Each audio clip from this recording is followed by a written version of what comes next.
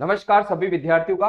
और सब विद्यार्थियों को जीत की तैयारी विश्वास के साथ प्लेटफॉर्म पे सभी विद्यार्थियों का हार्दिक स्वागत किया जा रहा है। आज का पेपर सभी विद्यार्थियों का अच्छा गया होगा और साइंस के क्वेश्चन इतने अच्छे क्वेश्चन आए हैं जो आपने पढ़ा है और वही पेपर के अंदर छपा है विद्यार्थियों। तो देखते हैं, आज शुरुआत करते हैं आपके इस क्वेश्चन के आंसर की कि आप लोग क्या करके आए हो। तो देख लीजिए अपने क्वेश्चन का आंसर क्या है।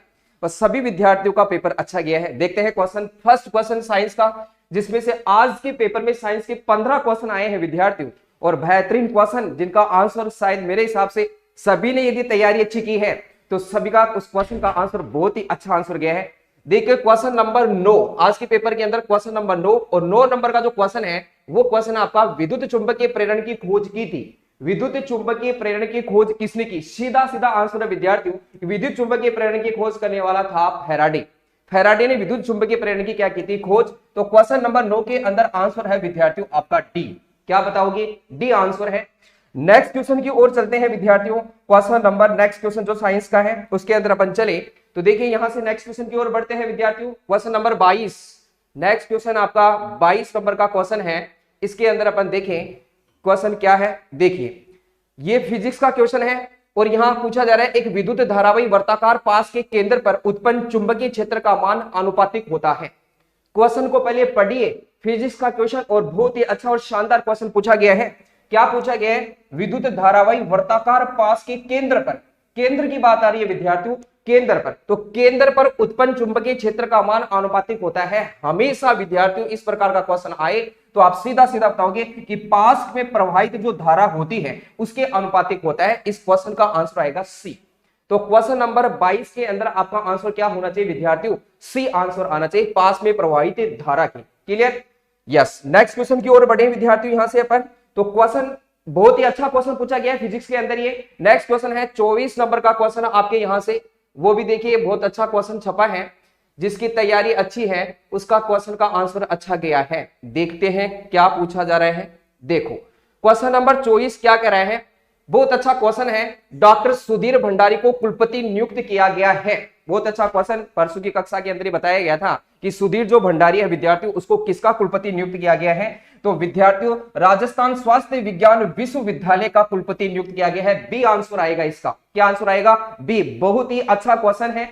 हो सकता है ये क्वेश्चन करंट जीके पे भी आधारित हो, लेकिन साइंस के अंदर ये क्वेश्चन हमने कराया है और सीधा सीधा क्वेश्चन छप गया। नेक्स्ट क्वेश्चन की बात करते हैं विद्यार्थियों। बहुत ही अच्छा क्वेश्चन, देख लीजिए इस क्वेश्चन के अंदर आपका 24 नंबर जो क्वेश्चन है उसकी बात चल रही है। अब नेक्स्ट क्वेश्चन चलते हैं 33 नंबर क्वेश्चन। 33 नंबर का जो क्वेश्चन है उसकी बात करते हैं। क्वेश्चन नंबर 33 बहुत अच्छा क्वेश्चन छपा है। देखिए ये क्वेश्चन, ये भी फिजिक्स का क्वेश्चन है विद्यार्थियों। किस प्रक्रम में अवशोषित या निष्कासित उष्मा जो होती है शून्य होती है? लैब असिस्टेंट का मॉडल टेस्ट पेपर था उसमें से क्वेश्चन आया है। सीधा क्वेश्चन क्या कहा जा रहा है कि किस प्रक्रम में अवशोषित या निष्कासित जो उष्मा है वो शून्य होती है? सीधा रुद्रोष्म प्रक्रम के अंदर विद्यार्थियों अवशोषित और जो निष्कासित उष्मा है उसका मान हमेशा शून्य होता है। तो यहां आंसर इसका आएगा डी।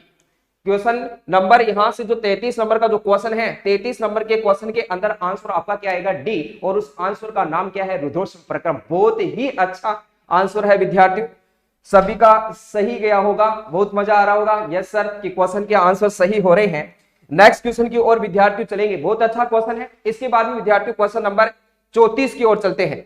बहुत अच्छा क्वेश्चन, केमिस्ट्री का, रसायन विज्ञान। बहुत ही अच्छा क्वेश्चन, ये क्वेश्चन बार बार हर एग्जाम में रिपीट भी हो रहा है। देखिए क्या पूछा जा रहा है यहां से। देखिए 34 नंबर क्वेश्चन, कौन से सिंथेटिक फाइबर को कृत्रिम रेशे से जाना जाता है? अब इस क्वेश्चन के अंदर कई विद्यार्थी गलत आंसर करके आए, नाइलॉन करके आ रहे हैं। बच्चों नाइलॉन नहीं होगा, सीधा पूछा जा रहा है कि सिंथेटिक फाइबर को कृत्रिम रेशे से, कृत्रिम रेशे के रूप में किसे जाना जाता है? तब आपका आंसर आएगा रेयान। रेयन जो होता है, रेयन विद्यार्थियों, इस रेयन को विद्यार्थियों किसके रूप में जाना जाता है? कृत्रिम रेशे के रूप में जाना जाता है। और इस क्वेश्चन का आंसर होगा डी। तो 34 नंबर के क्वेश्चन के अंदर आंसर आप क्या करोगे? डी आंसर, जिसका डी है वो सही है विद्यार्थियों। क्लियर है? यस। चलिए आगे नेक्स्ट क्वेश्चन और चलते हैं। नेक्स्ट क्वेश्चन की ओर बढ़े विद्यार्थियों। तो क्वेश्चन नंबर 38 क्वेश्चन नंबर देखते हैं। क्वेश्चन नंबर 38 देखिए, क्वेश्चन नंबर 38 की ओर बढ़े विद्यार्थियों। ये भी बहुत अच्छा क्वेश्चन है। देखिए क्या कह रहा है, यदि जिस विद्यार्थी ने इस क्वेश्चन को बेहतरीन तरीके से पढ़ा है तो वो विद्यार्थी क्वेश्चन का आंसर सही करके आया है। Okay yes. देखो क्या पूछा जा रहा है कि निम्नलिखित में से किस लवण में क्रिस्टलन का जल नहीं है, जल नहीं होता, किस लवण में क्रिस्टलन का जल नहीं होता? ऑप्शन क्या दे रखे हैं? खाने का सोडा अथवा मीठा सोडा, सोडियम बाइकार्बोनेट। सीधी सीधी बात, अपन जब केमिस्ट्री पढ़ते हैं तो केमिस्ट्री के अंदर दैनिक जीवन में रसायन के अंदर इंपॉर्टेंट फॉर्मूले लिखाए जाते हैं, और इंपॉर्टेंट फॉर्मूले के अंदर पहला ही फॉर्मूला जो होता है खाने का सोडा या मीठा सोडा बताया जाता है। इसके अंदर विद्यार्थी क्रिस्टलन का जल नहीं होता, तो आपका आंसर क्या हो जाएगा? ए हो जाएगा। जबकि जिप्सम, नीला तोता, धावन सोडा ये होंगे नहीं, इनमें होता है, तो आंसर होगा इसका विद्यार्थियों ए। क्लियर? जिसने इस क्वेश्चन का आंसर ए किया है उसका ये क्वेश्चन बहुत बेहतरीन तरीके से सही हुआ है विद्यार्थियों। तो देख लीजिए, जिसने ए किया है उसका सही है। 38 नंबर क्वेश्चन की बात हो रही है। नेक्स्ट क्वेश्चन की ओर चले विद्यार्थियों, तो क्वेश्चन नंबर 33। आज के पेपर में साइंस के 15 क्वेश्चन छपे हैं प्यारे विद्यार्थियों, और सभी विद्यार्थियों के सही क्वेश्चन हुए हैं। ये उम्मीद करता हूं कि सबके सही गए हैं। ठीक है, क्वेश्चन नंबर नेक्स्ट क्वेश्चन जो साइंस का है विद्यार्थियों, इसके बारे में अपन देखें। बहुत अच्छा question. Clear? Yes. 37 number question की बात करते हैं। 37 नंबर क्वेश्चन कंप्लीट हो गया। इसके बाद विद्यार्थियों अपन देखें साइंस के क्वेश्चन नेक्स्ट क्वेश्चन की बात करते हैं। 59 नंबर क्वेश्चन है, इसके बारे में अपन देखें। देखते हैं क्वेश्चन क्या है, क्या पूछा जा रहा है। देखो, बहुत अच्छा क्वेश्चन है। 59 नंबर का क्वेश्चन ये देखिए, बहुत अच्छा क्वेश्चन पूछा जा रहा है। क्या है कि रानीखेत रोग किसका, रानीखेत जो रोग होता है किसका सर्वाधिक सामान्य रोग है?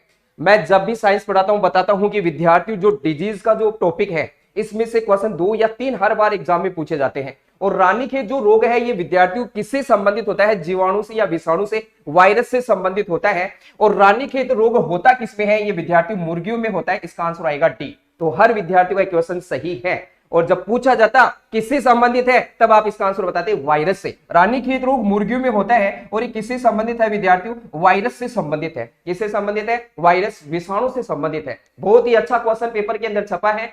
सभी विद्यार्थियों के क्वेश्चन सही हुए हैं, मुझे पता है। नेक्स्ट क्वेश्चन के बारे में चले विद्यार्थियों चर्चा करें आगे।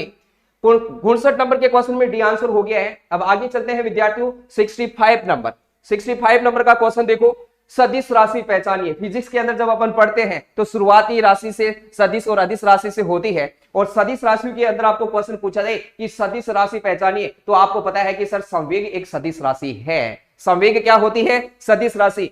हर बार कंपटीशन में से क्वेश्चन छपते हैं और सीधा छप गया, तो आंसर इसका भी क्या हो गया? सही हो गया। आगे क्वेश्चन के बारे में विद्यार्थियों अपन चर्चा करें। नेक्स्ट क्वेश्चन, क्वेश्चन 65 के अंदर डी आंसर आएगा विद्यार्थियों। नेक्स्ट क्वेश्चन की ओर चले अपन, तो क्वेश्चन नंबर 70 नंबर क्वेश्चन की बात करें। बहुत अच्छा क्वेश्चन पूछा गया है, केमिस्ट्री का बहुत ही अच्छा क्वेश्चन। देखो क्या पूछा जा रहा है कि निम्नलिखित में से कौन सा एमिनो अम्ल उदासीन है, न्यूट्रल है? न्यूट्रल के बारे में पूछा गया है, कौन सा एमिनो अम्ल उदासीन है? स्टार लगा के पेपर में, स्टार लगा के क्लास नोट की जो बुक है क्लास नोट्स, उसमें लिखाया हुआ है कि ग्लाइसिन, ग्लाइसिन जो होता है विद्यार्थियों वो उदासीन होता है। क्लियर है? तो इस क्वेश्चन नंबर के अंदर, इस क्वेश्चन के अंदर आपका आंसर आपसे पूछा जाए कि आंसर 70 नंबर के क्वेश्चन में क्या होगा, तो 2 नंबर आंसर आएगा ग्लाइसिन। क्लियर है? यस। नेक्स्ट क्वेश्चन की ओर बढ़ते हैं विद्यार्थियों आगे की ओर। 71 नंबर क्वेश्चन, ये भी देखो आपका आपके केमिस्ट्री से पूछा गया है, साबुन और अपमार्जक से। बहुत अच्छा क्वेश्चन, साबुन और अपमार्जक। मानते हैं थोड़ा सा डीपली क्वेश्चन है,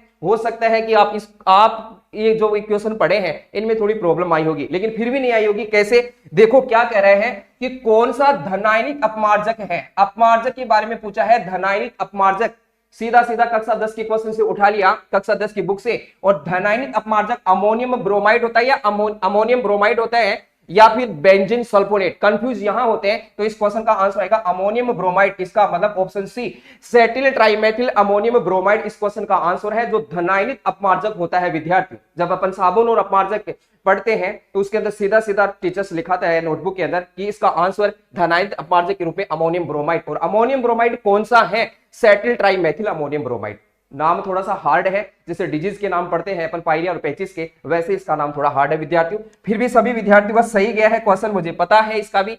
ओके राइट। नेक्स्ट क्वेश्चन की ओर चले विद्यार्थियों, तो क्वेश्चन नंबर 73 क्वेश्चन की ओर बढ़े। तो देखो फिजिक्स से संबंधित क्वेश्चन है, बहुत अच्छे क्वेश्चन पूछे गए फिजिक्स और केमिस्ट्री से, और बायोलॉजी के भी अच्छे क्वेश्चन आए हैं विद्यार्थियों। क्या क्वेश्चन पूछा जा रहा है? यदि प्रकाश के पथ में रखी अपारदर्शी वस्तु अत्यंत छोटी हो, प्रकाश के पथ में रखी अपारदर्शी वस्तु यदि अत्यंत छोटी होती है विद्यार्थियों, तो इसके किनारों से प्रकाश का मुड़ना क्या कहलाता है या कौन सी घटना को दर्शाता है? तो ये विवर्तन की घटना को दर्शाता है। क्लियर है? विवर्तन की घटना में कहा जाता है विद्यार्थियों कि प्रकाश का किनारों से मुड़ना विवर्तन की घटना कहलाता है। तो सीधा इसका आंसर क्या आ जाएगा विद्यार्थियों? डी आंसर आ जाएगा। क्लियर है? अपवर्तन नहीं बता सकते, इसका आंसर डी विवर्तन बताएंगे। क्लियर है? यस। और अवरोध के कारण छाया का निर्माण होता है। इसके इस घटना से दो क्वेश्चन बनते हैं कि अवरोध के कारण किसका निर्माण होता है? छाया का। और अवरोध के किनारों से प्रकाश का मुड़ना विवर्तन की घटना को दर्शाता है। तो आंसर इसका क्या हो जाएगा? डी हो जाएगा। तो डी जिसने किया है उसका राइट आंसर क्या है? 73 क्वेश्चन के अंदर डी आपका आंसर होगा। क्लियर है? नेक्स्ट क्वेश्चन की ओर बढ़ते हैं विद्यार्थियों। 78 नंबर क्वेश्चन साइंस का बेहतरीन क्वेश्चन बायोलॉजी का कल की कक्षा में करवाया था रिवीजन क्लास के अंदर। क्या पूछा जा रहा है? अक्स गुणसूत्र की हानि से नारियों में, स्त्रियों में, मादा में होने वाला विकार टर्नर सिंड्रोम। जब अपन मैंने कहा था कि सिंड्रोम से अभी बहुत सारे क्वेश्चन पूछे जा रहे हैं एग्जाम के अंदर। सिंड्रोम अलग अलग प्रकार से अपन पढ़ते हैं। एक होता है क्रीडू-डू-चेट सिंड्रोम, दूसरा होता है डाउन सिंड्रोम, तीसरा होता है विद्यार्थियों अपना पटाउ सिंड्रोम, चौथा होता है क्लाइनफेल्टर, पांचवा होता है टर्नर। और टर्नर सिंड्रोम मादा में होता है। क्लियर? और ऐसी मादाओं में एक अक्ष गुणसूत्र की कमी होती है। और टोटल जो गुणसूत्र होते हैं विद्यार्थियों वो मादा के अंदर कितने होते हैं? 45 होते हैं। कितने होते हैं? 45 इसके अंदर गुणसूत्र होंगे। एक की क्या होती है? कमी। तो ये किसमें होता है विद्यार्थियों? ये टर्नर सिंड्रोम मादा में। आंसर इसका क्या आ जाएगा? डी आ जाएगा। बहुत ही अच्छा क्वेश्चन पूछा गया है। तो डिजीज से दो क्वेश्चन हर बार कहता हूं पेपर में छप गए हैं, देख लीजिए आप। ओके, नेक्स्ट क्वेश्चन के बारे में विद्यार्थियों अपन चर्चा करें। आगे क्वेश्चन 78 के अंदर D option. Okay, next question की ओर चलते हैं विद्यार्थियों। 89 क्वेश्चन की ओर चलते हैं कि 89 क्वेश्चन क्या कह रहे हैं। देखिए, बहुत अच्छा क्वेश्चन आया है। आज का पेपर बहुत ही अच्छा पेपर सभी विद्यार्थियों का सही हुआ है। चलिए देखिए, 89 क्वेश्चन क्या कह रहा है विद्यार्थियों कि कायिक प्रवर्धन की इकाई निम्नलिखित में से कौन सी है? पादपों में कायिक प्रवर्धन के बारे में पूछा गया है कि कायिक प्रवर्धन की इकाई निम्नलिखित में से कौन सी है? मतलब रूट, स्टेम और लीफ, इनसे जब नया पादप तैयार होता है इसके बारे में पूछा गया है विद्यार्थियों। तो देखो इसके अंदर बल्लभ, परकन और भूस्थारी तीनों है। तो आंसर इसका हो गया उपरोक्त सभी बी। ये सभी इसका आंसर होगा। साइंस का पेपर बहुत अच्छा पेपर आया है। तैयारी जिसकी बहुत अच्छी थी, अच्छा पेपर गया है। हर बार कहता हूं तैयारी कर लो बेहतरीन तरीके से। मॉडल टेस्ट पेपर पर जितना फोकस रखोगे आप उतने ही सफल होते जाओगे हर एग्जाम के अंदर। नेक्स्ट क्वेश्चन के बारे में विद्यार्थियों पर देख लेते हैं आगे की ओर। 91 नंबर का क्वेश्चन देखते हैं क्या पूछा जा रहा है। 91 लास्ट क्वेश्चन। कल की कक्षा के अंदर जब जेनेटिक्स शुरू किया था और रिवीजन क्लास में मैंने बताया था विद्यार्थियों की जेनेटिक्स एक ऐसा टॉपिक है, हर कंपटीशन एग्जाम के अंदर यहां से क्वेश्चन छपते हैं। और क्या पूछा गया है कि स्वान पुष्प में पुष्प रंग की वंशागति किसका उदाहरण है? अब आपको हो सकता है कि स्वान पुष्प को इंग्लिश में पढ़ सकते हो आप। Okay, inheritance of the colour of the snap dragon and example of. Snap dragon को विद्यार्थियों 4 o'clock प्लांट कहा जाता है। मैंने कल की कक्षा में बताया था कि इसको और किस नाम से जाना जाता है। तो विद्यार्थियों इसको 4 o'clock प्लांट के नाम से भी जाना जाता है। किसके नाम से जाना जाता है? 4 o'clock प्लांट। Okay, yes. और स्नैप ड्रैगन जो होता है ये मेंडल की जेनेटिक्स के 3 नियम थे। प्रयोग 2 दिए थे, मोनोहाइब्रिड और डाई हाइब्रिड, जबकि नियम कितने दिए थे? 3 नियम दिए थे। पहला नियम कौन सा था विद्यार्थियों? प्रभाविता का नियम, दूसरा था पृथक्करण का और तीसरा था स्वतंत्र अफेन का नियम। प्रभाविता के नियम के अपवाद हैं। पहला अपवाद यही था और दूसरा अपवाद जो होता है विद्यार्थियों वो कौन सा था? सप्रभाविता। और लेकिन पहला जो अपवाद था और उसका आंसर था अपूर्ण प्रभाविता का। क्लियर? तो प्रभाविता के नियम के अंदर अपवाद अपूर्ण प्रभाविता, जिसे इनकम्प्लीट डोमिनेंस कहा जाता है। तो आंसर इसका क्या आ जाएगा? बी। तो 91 के अंदर बी। तो ये साइंस के क्वेश्चन थे आज की जो एग्जाम लगी है। तो उम्मीद करते हैं सभी विद्यार्थियों का पेपर बहुत अच्छा गया है। नेक्स्ट पेपर के लिए अभी सर मैथ्स के आ रहे हैं। तो बहुत अच्छे क्वेश्चन सबकी सभी विद्यार्थियों को इस परिवार की ओर से सभी को बेस्ट ऑफ लक।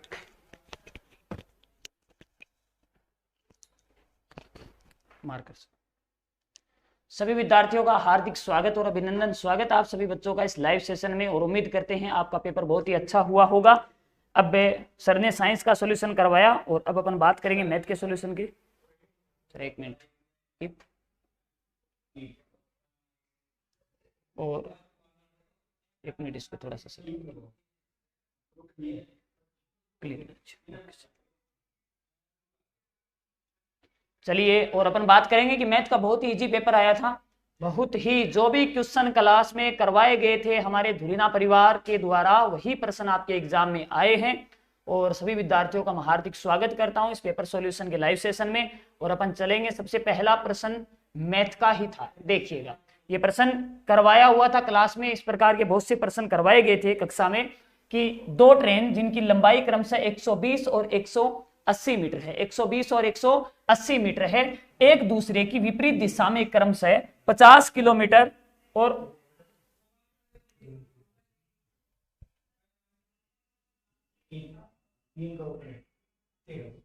थोड़ा जूम करना पड़ेगा।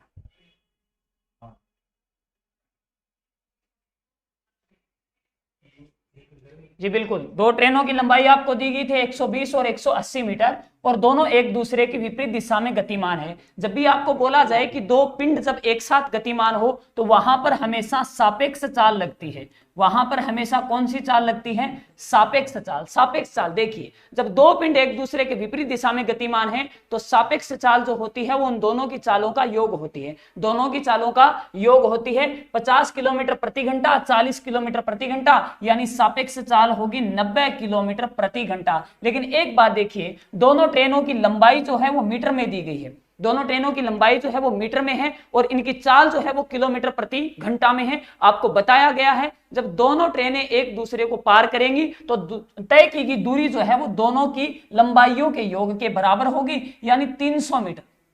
कितनी होगी? 300 मीटर। अब 90 किलोमीटर प्रति घंटा को 90 किलोमीटर प्रति घंटा को जब मीटर प्रति सेकंड में चेंज करेंगे तो 5/18 से गुणा किया जाएगा तो इसकी चाल कितनी आएगी? 25 मीटर प्रति सेकंड आएगी। 25 मीटर प्रति सेकंड। अब देखिए क्या पूछा गया है आपसे? समय पूछा गया है। क्या पूछा गया है? समय पूछा गया है। समय क्या होता है? दूरी बट्टा चाल।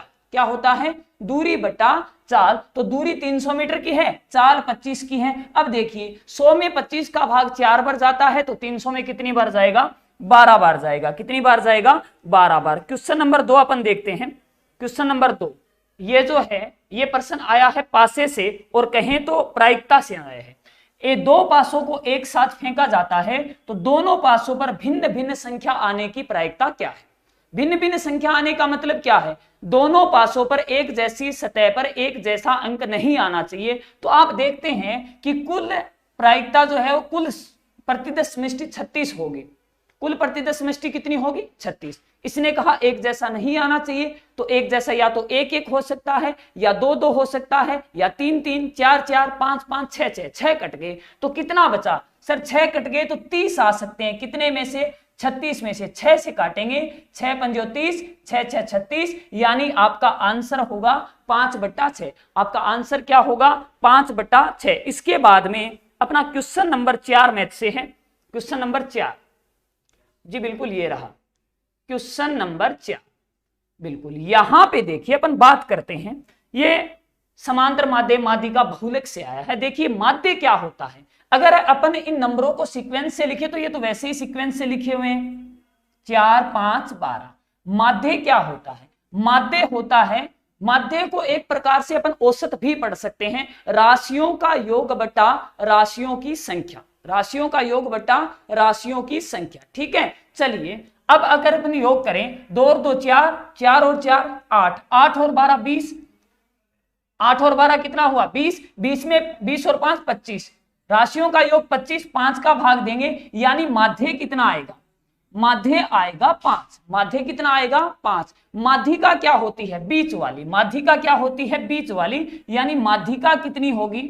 4। माध्यिका कितनी होगी? 4। बहुलक होता है जो सबसे ज्यादा बार पुनरावर्तित हो, तो सबसे ज्यादा बार पुनरावर्तित 2 हुआ है, यानी बहुलक कितना होगा? 2 होगा। अब ऑप्शन से देखिए, इसने कहा माध्य और माध्यिका बराबर है। माध्य और माध्यिका बराबर नहीं है, ये गलत हो गया।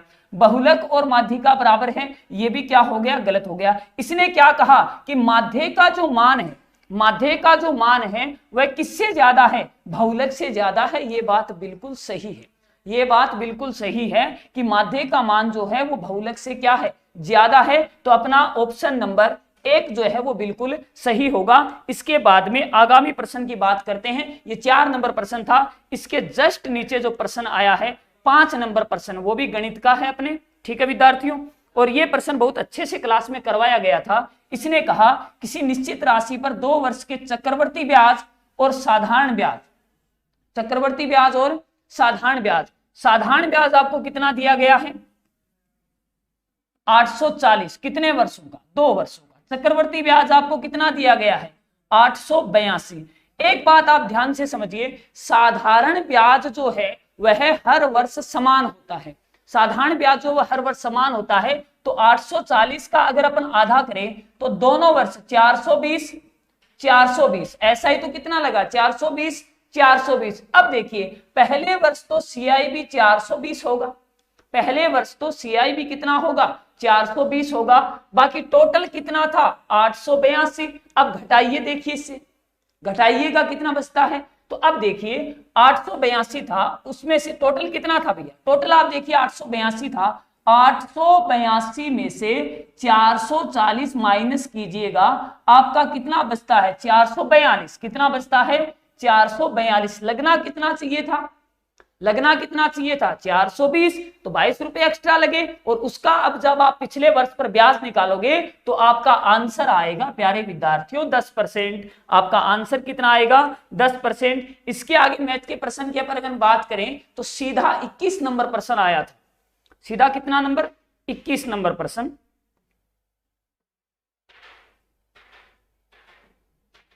जी बिल्कुल, देखिएगा 21 नंबर प्रश्न की बात करते हैं अपन। x² + x² - 11x + 1 = 0। ये अच्छा प्रश्न था, लेवल अच्छा था पेपर का। देखिए क्या बात है, यहां पर अपन समीकरण लिखते हैं x² - 11x + 1 = 0। ठीक है प्यारे बच्चों, अब आप क्या करेंगे? अब आप क्या करेंगे कि इसमें आप x का भाग दीजिए, तो यहां तो बचेगा x, यहां बचेगा माइनस का कितना? 11, और यहां क्या बचेगा? आगे आगे बचेगा आपका 1/x = 0।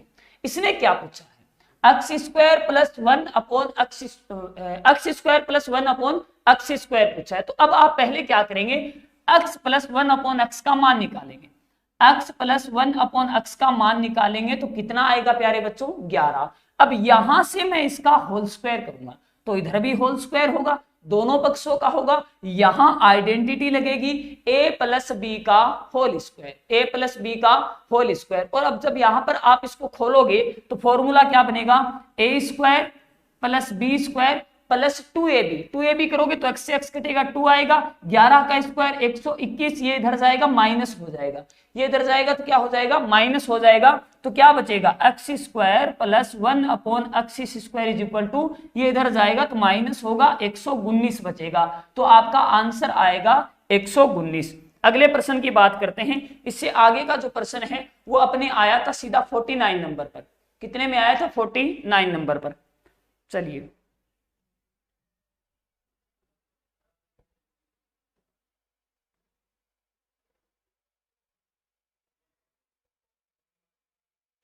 आगामी प्रश्न ये रहा। ये देखिए इस प्रश्न को, जो बच्चे ये कहते हैं कि संख्या पद्धति से प्रश्न नहीं आते, उनके मुंह पर ये 2-3 प्रश्न ये मान लीजिएगा कि तमाचा है। ठीक है, अब बात करते हैं अपन कि एक प्राकृत संख्या में जब 12 की वृद्धि की जाती है तो वह अपने व्युत्क्रम का 160 गुना हो जाती है। ऐसे प्रश्न को अगर ऑप्शन से किया जाए तो दी बेटर साबित होंगे अपने लिए। ऑप्शन से अगर देखें तो इसका मैं सीधा आपको उत्तर बताता हूं, 8 से संबंधित बताता हूं, क्योंकि सीधा आंसर बताता हूं। 8 में जब 12 की वृद्धि की जाती है तो 20 होता है। भाई प्राकृत संख्या में 12 की वृद्धि की जाए, 8 में 12 की वृद्धि करेंगे तो क्या होगा? 20 होगा। और ऐसा करते ही यह अपने व्युत्क्रम का 160 गुना हो जाती है। काट देते हैं, 20 = 20, अपना समीकरण जो है वो संतुष्ट हो रहा है। तो यहां पर अपना आंसर क्या हो जाएगा? 8 हो जाएगा। क्या हो जाएगा? 8। इसके आगे बात करते हैं। इससे आगे जो अपना प्रश्न है वो सीधा 60 नंबर पे है। कितने नंबर पे है? 60 नंबर पे।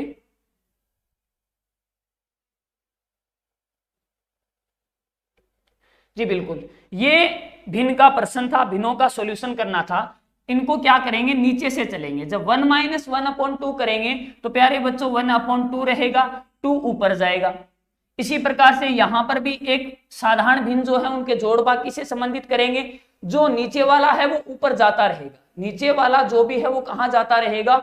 ऊपर जाता रहेगा। और ऐसे ही जब अपन इस पूरी भिन्न का सरलीकरण करेंगे, अंत तक करते जाएंगे, भाई नीचे जो हर होगा वो कहां जाता रहेगा? ऊपर जाता रहेगा। तो आपका आंसर रहेगा 11/7। क्या हो जाएगा आपका आंसर? 11/7। 60 नंबर के बाद में जो अपना प्रश्न है वो सीधा 68 पर है। कितने नंबर पर है? 68 पर। देखिए इस प्रश्न को देखिएगा कि यहां इस प्रश्न को अगर बिल्कुल अपन मैथमेटिक्स के अकॉर्डिंग करें तो सबसे पहले अपन क्या करते हैं, एक बार इस पोर्शन को अगर अपन देखें तो 2 की पावर n यहां से अपन कॉमन निकालेंगे।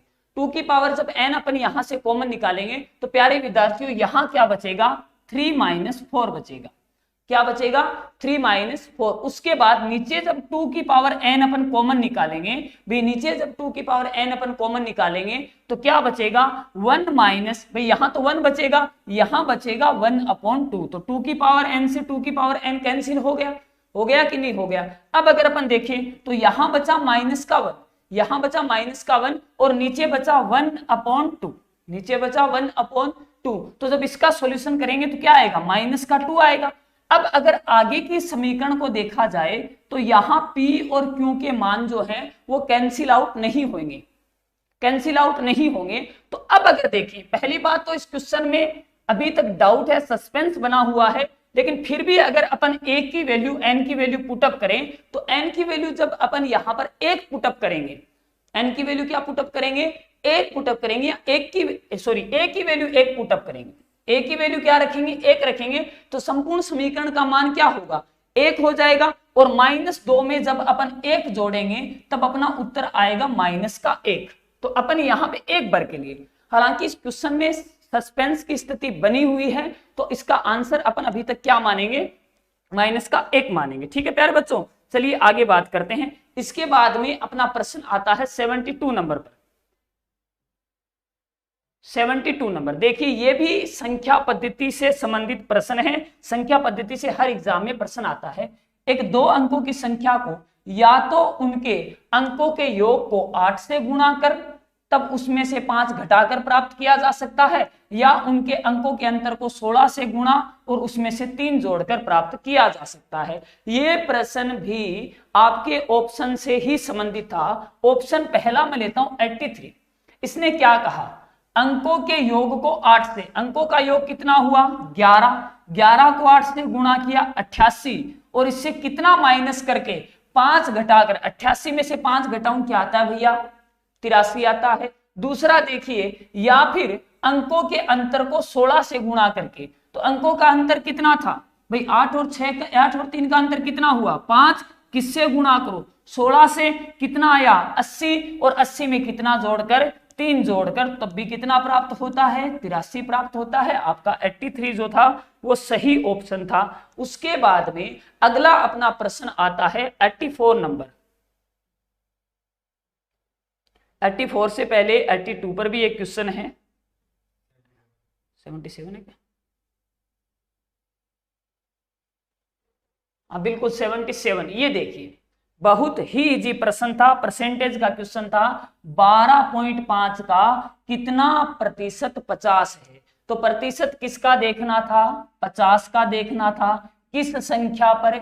12.5 पर। आंसर परसेंट में देखना था तो गुणा में 100 आया, यहां 1 अंक के बाद पॉइंट है तो यहां पर 1000 आ गया। ठीक है, और जब आप इस कैलकुलेशन को सोल्व करेंगे तो आपका आंसर आएगा 400%। क्या आएगा?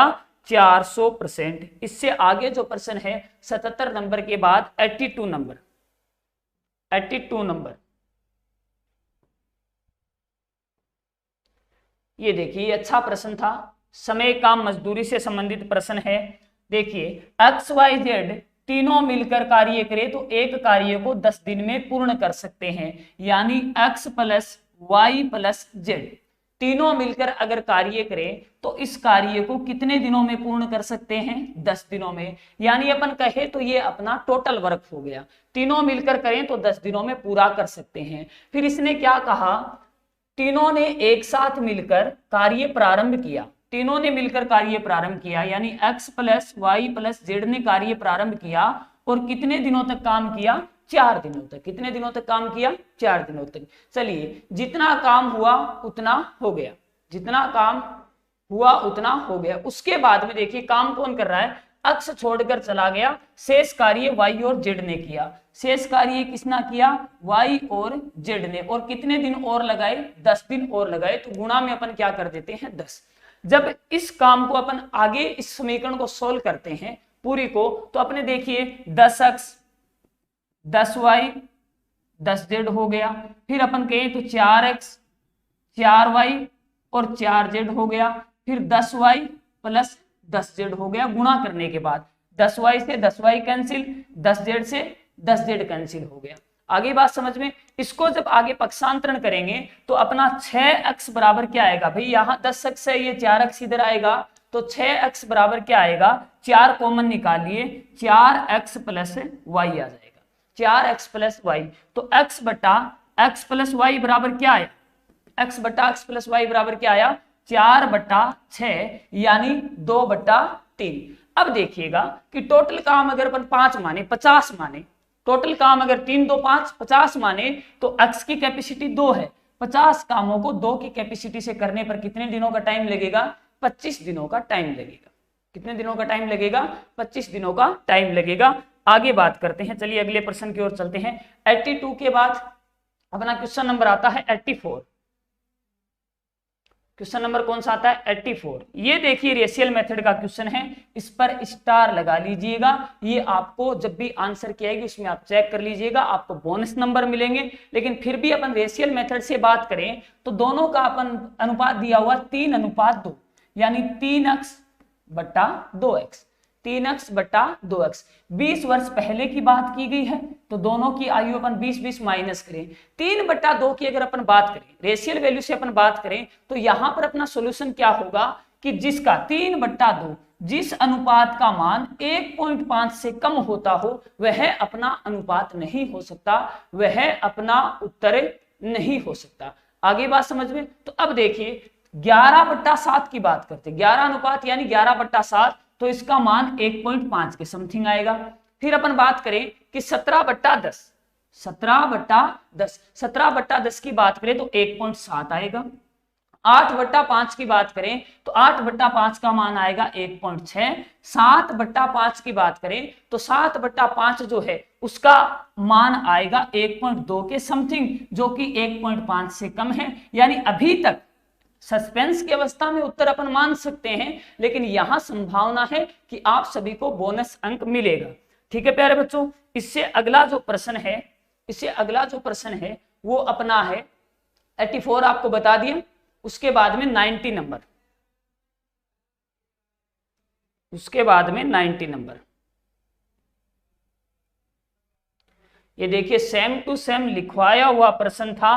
क्लास में इस प्रकार से लिखाया गया था कि x संख्याओं का औसत y², y संख्याओं का औसत x² है, तो x प्लस y संख्याओं का औसत। अगले ने इसी प्रश्न को m और n में दे दिया, m और n में दे दिया। देखिए m संख्याओं का औसत n², तो योग क्या हुआ? mn²।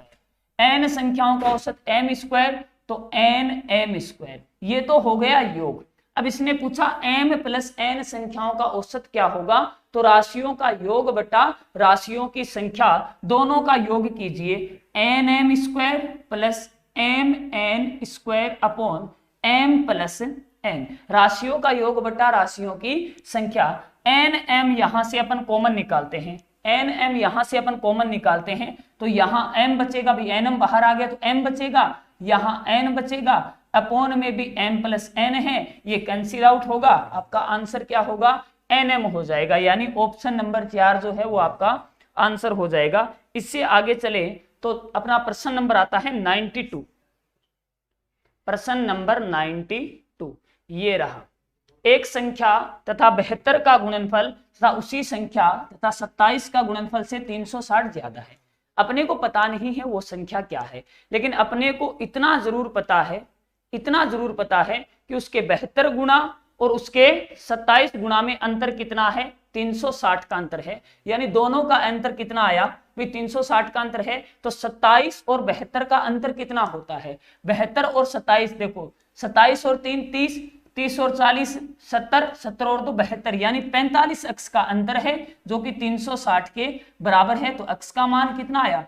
360 बटा 45, 360 में 45 का भाग दोगे तो आपका उत्तर आएगा 8। ये मैथ से संबंधित सारे प्रश्न थे जो पढ़ाया गया था, प्रश्न उसी से आया था।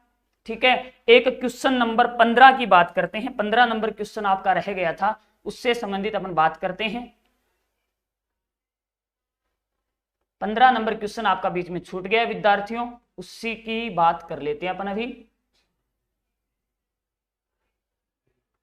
ये रहा 15 नंबर जी, बिल्कुल परसों की क्लास में ये प्रश्न लिखवाया गया था। एक शंकु है, एक अर्धगोला है और एक बेलन है, तीनों समान आधार पर खड़े हैं और तीनों की ऊंचाइयां भी क्या है, समान है, त्रिज्या भी समान है। कहने का मतलब एक तो शंकु है इस प्रकार का, ठीक है, एक क्या है, अर्धगोला है, अर्धगोला है, और एक क्या है, बेलन है, एक क्या है, बेलन है। ठीक है प्यारे बच्चों, अब इसने क्या कहा, त्रिज्या और ऊंचाइयां क्या है, बराबर है। सबसे पहले देखिए उनके आयतन का अनुपात, शंकु का आयतन होता है 1/3 पाई आर स्क्वायर एच, ठीक है। अर्धगोले का आयतन होता है 2/3 पाई आर क्यूब, और बेलन का आयतन, बेलन का आयतन क्या होता है, पाई आर स्क्वायर एच। देखिए एक बार, आर और एच बराबर हैं तो आर स्क्वायर, एच को अपन आर भी लिख सकते हैं, तो ये भी आर क्यूब हो गया, ये आर क्यूब है, आर स्क्वायर एच, ये भी आर क्यूब हो गया, पाई पाई पाई कैंसिल हो गया, क्या बचा, 1/3 अनुपात 2/3 अनुपात 1। और जब अपन इसको सरल करते हैं तो आपका आंसर क्या होगा, जब इनको अनुपातिक विधि से सरल करते हैं तो आपका आंसर आएगा 1:2:3। तो प्यारे विद्यार्थियों, ये मैथ से संबंधित आपका सॉल्यूशन हो चुका है। अभी आपके जीके के सर पहुंचेंगे और वो आपको जीके से संबंधित सॉल्यूशन करवाएंगे। सभी विद्यार्थियों का धन्यवाद, और बिल्कुल जो पढ़ाया गया था उसी से संबंधित प्रश्न आपके एग्जाम में आए हैं। आइए सर। सभी साथियों को नमस्कार, और कैसे हो आप सब। तो आज का पेपर आपने देख लिया होगा कैसा है। तो आप में से कितने स्टूडेंट हैं जिन्होंने आज पेपर दिया है, एक बार वो हाथ खड़े करना, मतलब हाथ खड़े करना मतलब ये इसका कमेंट करना, ठीक है। तो आज किसने पेपर दिए हैं, है ना, अरे है ना, हाँ जी, तो जल्दी से बताइए।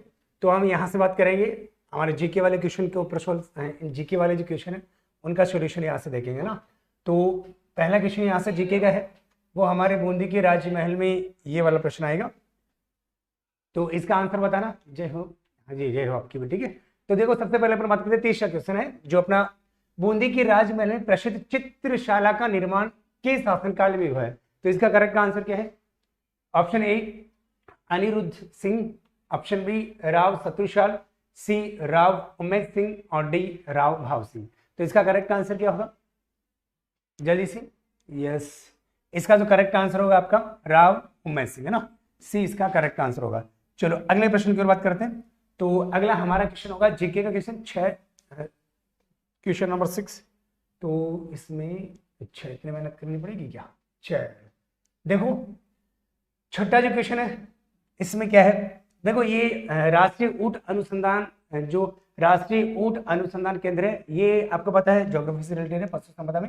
इसकी जो स्थापना हुई है वो 1984 के अंतर्गत हुई है, और ये राजस्थान के कौन से जिले में है, अजमेर में या बीकानेर में या जोधपुर में या बाड़मेर में। तो इसका करेक्ट आंसर बताइए। शाबाश जेपी सिंह, उमेश सिंह, हाँ जी। तो इसका करेक्ट आंसर क्या होगा, ऊंट अनुसंधान केंद्र। आपको पता है ऊंट अनुसंधान केंद्र जो होगा वो हमारे कहां पर होगा, बीकानेर के अंतर्गत ऊंट अनुसंधान केंद्र होगा, ठीक है। चलो अगला प्रश्न की बात करते हैं। मेवाड़ में 1881 का भील विद्रोह कहां से शुरू हुआ। अभी आपने टेलीग्राम पर सुभाष सर का वीडियो भी देखा होगा। इसका कोटड़ा, रिख, बदेव, खेरवाड़ा और बारापाल। तो इसका करेक्ट आंसर क्या होगा, यस बिल्कुल। तो इसका करेक्ट आंसर देखो, आप अगर आंसर दे तो थोड़ा इस तरीके से आंसर दे ताकि मुझे पता चले कि आप कौन सा आंसर दे रहे हो। जैसे आप 7वें क्वेश्चन का आंसर दे रहे हो तो थोड़ा कष्ट ये भी करे कि 7 का बी है कि ए है कि सी है कि डी है। तो 7 का जो आंसर होगा वो क्या होगा हमारा, 4 नंबर, शाबाश, बारापाल, है ना। चलो अगले प्रश्न की ओर बात करते हैं। तो नेक्स्ट, राजस्थान का उत्तर दक्षिण विस्तार है। अगला प्रश्न है, राजस्थान का उत्तर दक्षिण विस्तार है। तो राजस्थान का उत्तर दक्षिण विस्तार है, ये तो आप कर ही लोगे, ठीक है, कि राजस्थान का उत्तर और दक्षिण का विस्तार कितना, 826 किलोमीटर, है ना। करेक्ट आंसर इसका 826 किलोमीटर होगा। ठीक है, तो ये सिंपल सा प्रश्न था, कोई इतनी बड़ी वाली बात नहीं है, 826 होगा। फिर इसके बाद में अगला जो प्रश्न है वो हम बात करते हैं 10वें प्रश्न पर, जो हमारे जीके से ये सर ने आपको करवाई दिया होगा। 10वां प्रश्न है, श्रीलाल जोशी का संबंध किससे है? श्रीलाल जोशी का संबंध किससे है? तो ख्याल से, नौटंकी से, फड़ से और रम्मत से। फड़ के लिए आपको पता है राजस्थान का एक शाहपुर जिला वो सबसे ज्यादा प्रसिद्ध है, और इसका जो करेक्ट आंसर होगा वो आपका क्या होगा? नौटंकी हमें करना बहुत आता है, ख्याल हम बहुत देखे हैं, फड़ और रम्मत। तो इसका जो करेक्ट आंसर होगा वो क्या होगा? फड़ इसका करेक्ट आंसर हो जाएगा। फिर हम 11 क्वेश्चन के ऊपर बात करते हैं। 11 क्वेश्चन, लोकेंद्र सिंह का व जयदेव सिंह राठौड़ राजस्थान का प्रतिनिधित्व कर रहे हैं, कबड्डी में, बास्केटबॉल में, क्रिकेट में, कुश्ती में। इसका करेक्ट आंसर बताना। यस, लोकेंद्र सिंह व जयदीप सिंह राठौड़ राजस्थान का प्रतिनिधित्व कर रहे हैं, कबड्डी है, बास्केटबॉल, हाँ जी, और क्रिकेट और कुश्ती। तो करेक्ट आंसर इसका क्या होगा? इसका जो करेक्ट आंसर होगा आपका कौन सा होगा? बास्केटबॉल इसका करेक्ट आंसर होगा। अगले प्रश्न की बात करते हैं। तो नेक्स्ट 12वें प्रश्न के ऊपर, चलो इधर अगला प्रश्न 12, 13। अच्छा देखो ये वाला क्वेश्चन है ना, ये अभी जो रिट वाला पेपर हुआ ना, रिट वाला, उसमें भी आया अभी ये प्रश्न। तभी तो मैं आपको बार बार बोलता हूँ कि आप जो है वो पिछले साल के क्वेश्चन पेपर सोल्व किया करो।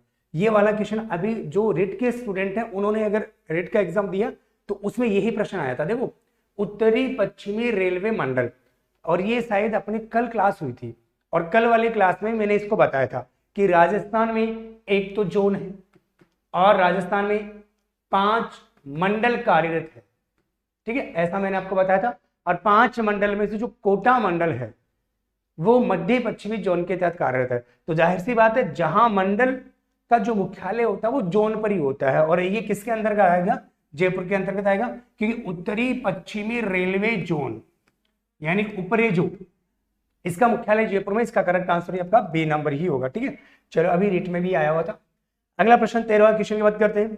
तो भीलवाड़ा में 1944 में किसने महिला आश्रम की स्थापना की? रतन शास्त्री, शांता त्रिवेदी, नारायणी देवी। अच्छा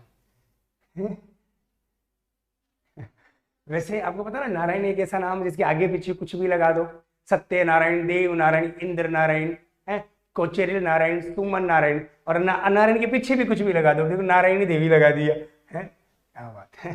तो इसका करेक्ट आंसर क्या होगा? इसका जो करेक्ट आंसर होगा वो नारायण देवी वर्मा जी ही होगा। ठीक है, चलो अगले प्रश्न की बात करते हैं। नेक्स्ट, यस, अगला प्रश्न हम 13वां हुआ, 14वें प्रश्न की बात करते हैं। तो गंगानगर अगेती की फसल है, तो गंगानगर अगेती कौन सी फसल है? किन्नू, चावल, गेहूं या कपास? तो क्या होगा? किन्नू, चावल, गेहूं या कपास? तो गंगानगर अगेती किसकी है? करेक्ट आंसर बताइए। यस, गंगानगर अगेती, यस, इसका तो करेक्ट आंसर होगा क्या होगा आपका? कपास होगा। क्या होगा? कपास इसका होगा। ठीक है, चलो अगले प्रश्न की बात करते हैं। 16वें प्रश्न, 15 प्रश्न सर ने बता दिया होगा आपको। अब अपन 16वें प्रश्न की बात करते हैं। एक मिनट,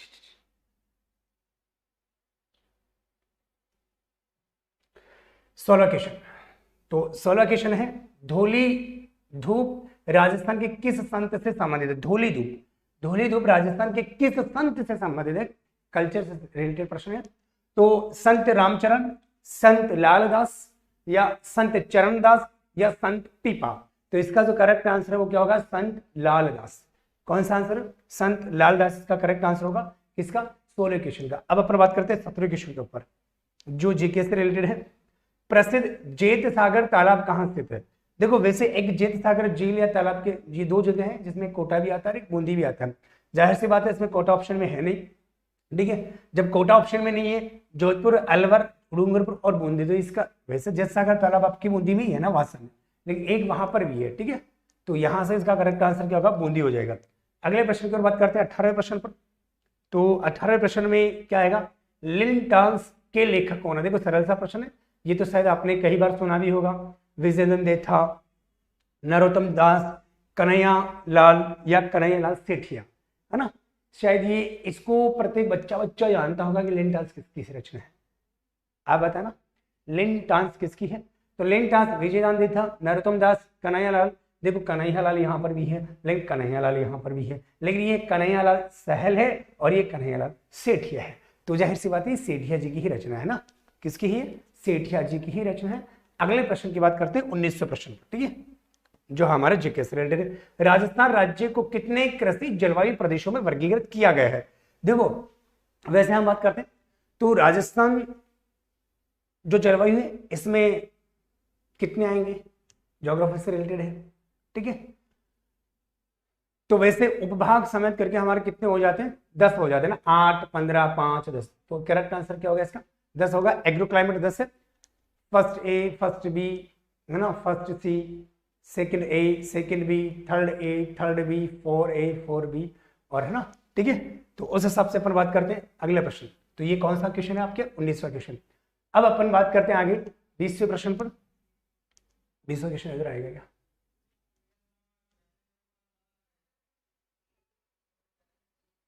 फरवरी 2022 में राजस्थान राज्य महिला आयोग का अध्यक्ष किसे नियुक्त किया गया है?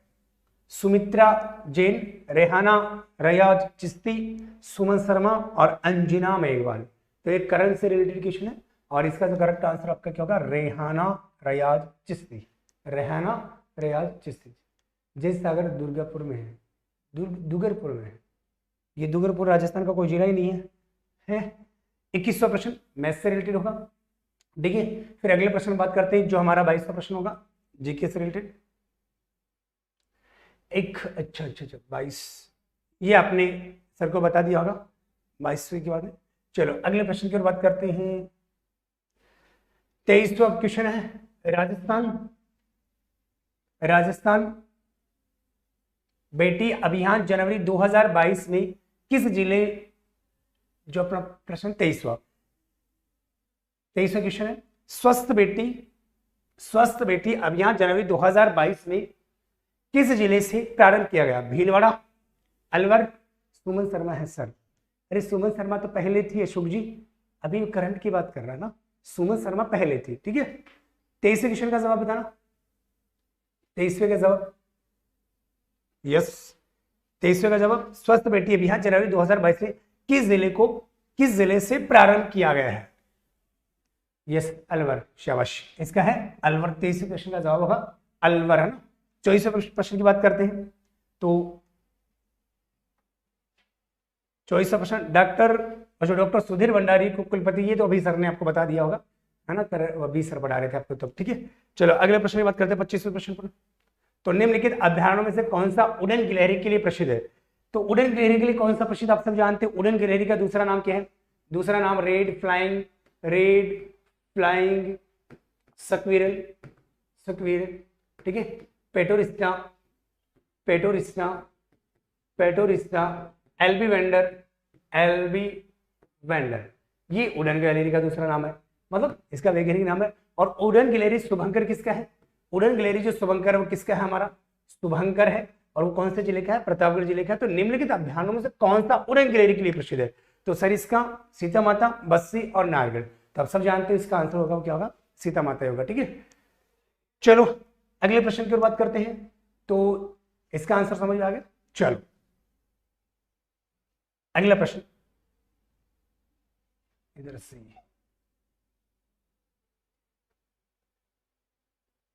छब्बीसवां, ठीक है, ऊपर वाला बता दिया होगा। मुख्यमंत्री अशोक गहलोत ने अगस्त 2022 में प्रधानमंत्री नरेंद्र मोदी से मानगढ़ धाम को राष्ट्रीय स्मारक का दर्जा देने का अनुरोध किया और यह किस जिले में स्थित है? ठीक है, तो देखो मानगढ़ का जो नाम आता है सिरोही, पाली, बांसवाड़ा, डूंगरपुर, सब जानते हैं। सीधा सा इसका करेक्ट आंसर क्या होगा? बांसवाड़ा इसका करेक्ट आंसर हो जाएगा, ठीक है। चलो अगले प्रश्न की बात करते हैं। 27वां, किसे वागड़ की मीरा कहा जाता है? तो वागड़ की मीरा किसे कहते हैं? सब जानते हैं, सबको पता है वागड़ की मीरा, गवरी भाई। चलो अगले प्रश्न को 28। फिर अच्छा देखो ये आपको पता ना, जैसे ये एक, वैसे तो देखो यहां पर लिखा हुआ चार भर, ठीक है, लेकिन हम इसको चार भर को चर भर भी कहते हैं। चर भर मतलब हमारी भाषा में, मारवाड़ी भाषा में गलजी खां चार भर, नार छरी, अभी नार छरी का तो पता नहीं, लेकिन चर भर का जरूर पता होता है। जैसे एक पहले तो देखो मोबाइल एंड्रॉइड मोबाइल होते नहीं थे, तो चर भर राजा राड कुछ ऐसे ऐसे गेम होते थे। राजा राड जानते हो, है ना, चर भर राजा राड। तो वैसे ही गंजीफा वगैरह, तो ये किससे संबंधित है, हमारे खेल से रिलेटेड है। किससे, खेल से रिलेटेड है। चलो अगले प्रश्न की बात करते हैं। राजस्थान में सिंचाई का स्रोत, मुख्य स्रोत क्या है? देखो राजस्थान में सिंचाई का मुख्य स्रोत क्या है? वैसे तो अगर देखा जाए तो राजस्थान में मुख्य स्रोत सारे ही है, ठीक है, नहर भी है, नलकूप भी है, तालाब भी है, कुएं भी है। लेकिन जाहिर सी बात है, अब इसने मुख्य पूछा है और सबके सब ऑप्शन में दिए, तो सबसे ज्यादा जो होगा आपको पता, नलकूप का 42 है, ये 42 लिखा है, 4-2 लिखा है, इसको उल्टा कर दो, 4-2 को उल्टा कर दो, नलकूप 4-2 को उल्टा कर दो, तो इसका मतलब 24 किसका हो जाएगा, कुएं का हो जाएगा। 2 और 4 6 और 6, यानी कुएं और नलकूप से 66% है। नहर से कितना परसेंटेज होता है, 30% होता है, लगभग तालाब से 1% होते हैं। तो तालाब से 1% होता है, इससे 42 का उल्टा 24, इसका 30 वगैरह वगैरह किया और इसका आंसर बी निकाल दिया। ठीक है, चलो अगले प्रश्न की बात करते हैं ना। फिर निम्न में से कौन सा राजस्थान के बांगर प्रदेश का भाग नहीं है? देखो बांगर प्रदेश का भाग नहीं है। वैसे देखा जाए तो अर्धशुष्क मरुस्थल जो है, अर्धशुष्क मरुस्थल, आपको पता है कि अर्धशुष्क मरुस्थल कई बार एग्जाम में समझाते समय बताया था अर्धशुष्क। और शायद आपने जो हमारे 8 बजे की क्लास लेते हैं, मैंने उसमें ये भी कहा था, 8 बजे की क्लास में जो भी स्टूडेंट इस क्लास को पढ़ रहे होंगे, मैंने उनको एक होमवर्क दिया था। सच बताना, होमवर्क दिया था कि नहीं दिया था? होमवर्क दिया था। और होमवर्क में ये कहा था कि अर्धशुष्क के चारों भौतिक प्रदेश की उत्तरी, दक्षिणी, पश्चिमी और पूर्वी सीमा किस किस से निर्धारण करती है? तो अर्धशुष्क मरुस्थल के अंतर्गत जो आता है वो 4 आते हैं। एक तो आता है घग्गर, दूसरा आता है, कौन सा आता है, शेखावाटी, दूसरा कौन सा आता है, शेखावाटी, तीसरा कौन सा आता है, लूनी, कौन सा आता है, लूनी, और चौथा कौन सा आता है, नागौर उच्च भूमि, नागौर उच्च भूमि। तो निम्न में से राजस्थान के बांगर प्रदेश, एक तो बागड़ होता है, एक बांगर होता है, तो जाहिर सी बात है गोडवार जो लूनी वाले का भाग है, शेखावाटी, घग्गर, तो इसका जो करेक्ट आंसर होगा कौन सा होगा, बनास बेसिन होगा। ठीक है, ये देखो बहुत सारे स्टूडेंट कह रहे हैं कि हाँ सर आपने दिया था। अब जिन्होंने पढ़ा होगा उसको तो पता है, और जिसने नहीं पढ़ा नहीं पता होगा। ठीक है, तो ये बनास बेसिन करेक्ट आंसर। ठीक है, चलो आगे कौन सा प्रश्न था ये, 30वां। अब 31वें प्रश्न की बात करते हैं।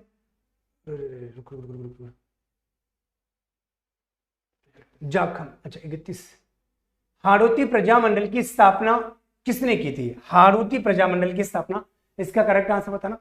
नाथूलाल जैन, नैनूराम शर्मा, अबीर हरी, गोपाल लाल कोटिया। तो कौन से हैं आपके? नैनूराम जी ना, इसका करेक्ट आंसर बी होगा। ठीक है, आपका भी पेपर था क्या? नहीं, अच्छा किसी और को पूछ रहे हो क्या? यस। चलो अगला 32वां प्रश्न है, जाखम सिंचाई परियोजना राजस्थान के कौन से जिले से? तो जाखम कौन से जिले में है? राजस्थान का सबसे ऊंचा बांध है, सबसे ऊंचा बांध कौन सा? जाखम बांध है। और सीधा सा सिंपल सा प्रश्न है, कोई इसमें बड़ी वाली बात नहीं है कि इसका प्रतापगढ़ आप कर दोगे ना, कोई इसमें रोड़ा नहीं है। ठीक है, कतई रोड़ा नहीं है। ठीक है, सिंपल सा है ना। चलो अगले प्रश्न हो गए, इधर 32 तक हो गए ना। यस यस यस, 32 के बाद 33 आएगा। किस प्रक्रम में, अच्छा 33 सर ने बता दिया था, 34 सर ने बता दिया है। अच्छा 35वां मैं बता देता हूं, जो मीनाकारी की ठेवा कला के लिए राजस्थान का कौन सा स्थान प्रसिद्ध है? तो ठेवा कला के लिए कौन सा है? प्रतापगढ़। ठीक है, आंसर टिक करते चलो। ठीक है, 37वां प्रश्न, निम्न से कौन प्रजामंडल से संबंधित नहीं है? और ये तुमने तो प्रजामंडल बहुत पढ़ी होंगी, प्रजामंडल में गोविंद गोकुल भाई भट्ट भी आया होगा, जमनालाल बजाज भी आया होगा। ये देखो नारायण, आगे जे लगा दिया, इसे बोलते जय जय नारायण। नारायण के आगे पीछे सब लग सकते हैं, नारायण देवी है, जय नारायण, सुमन नारायण, पता नहीं कौन से नारायण है। ठीक है, पर यहां पर गुरु गोविंद सिंह का करेक्ट आंसर इसका बी हो जाएगा। चलो तो अगले प्रश्न की ओर बात करते हैं। ठीक है, निम्न में से लवण में किस, ये सर ने बता दिया होगा आपको। ठीक है, केंद्रीय स्वस्थ बागवानी, देखो भाई अभी हमारी जो टेस्ट सीरीज चल रही है जो रात को 8 बजे, उसमें मैंने आपको बताया था आईसीएआर की स्थापना 1929 में की गई थी, और इसके तहत कौन कौन से संस्थान कार्यरत है? तो उसमें मैंने आपको बताया हुआ केंद्रीय स्वस्थ बागवानी अनुसंधान, और इसकी जो स्थापना हुई वो लगभग 1993 में हुई है। और ये कहां पर है? वैसे सिंपल सा प्रश्न है, कोई बड़ी वाली बात नहीं है। ठीक है, तो यहां पर इसका करेक्ट आंसर क्या हो जाएगा हमारा? बीकानेर हो जाएगा। क्या हो जाएगा? बीकानेर हो जाएगा। चलो अगले, वैसे प्रश्न तो ठीक है पढ़ने वालों के लिए। ठीक है, चलो 39 का प्रश्न हो गया। फिर इसके बाद में 40, मौसम विज्ञान के अनुसार सामान्य वर्षा से 51% व अधिक वर्षा में कमी होने पर सूखा कहते हैं। मध्यम, नहीं, सामान्य और भयंकर, सीधी सी बात है, उसे हम पर बोले भयंकर। ठीक है, चलो अगला प्रश्न।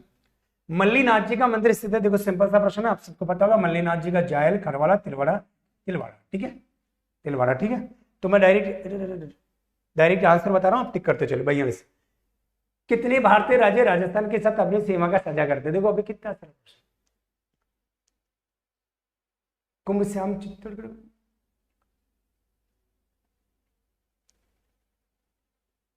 छत्तीसगढ़ में होगा।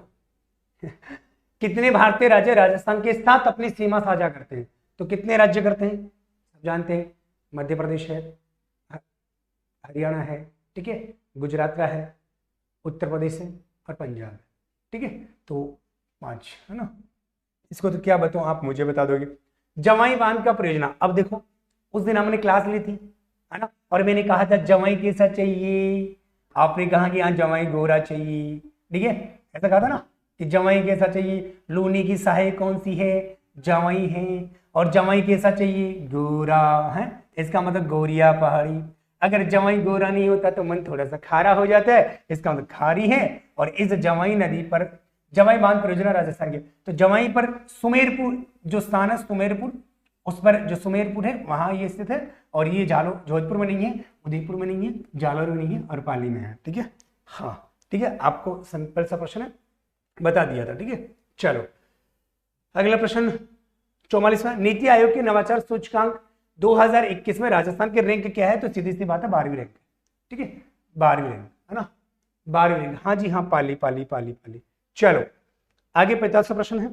राजस्थान में सुपर क्रिटिकल ताप विद्युत गृह स्थित है। देखो ये भी अच्छा क्वेश्चन है। सुपर क्रिटिकल, देखो जब पढ़ाते समय मैंने आपको इस तरीके से अच्छी तरीके से बताया होगा, ऐसे बताया था पढ़ाते समय कि एक तो है Suratgarh super thermal power plant, super thermal power plant, और इसमें मैंने आपको बताया था कि इसमें 250 मेगावाट की 6 इकाइयां हैं।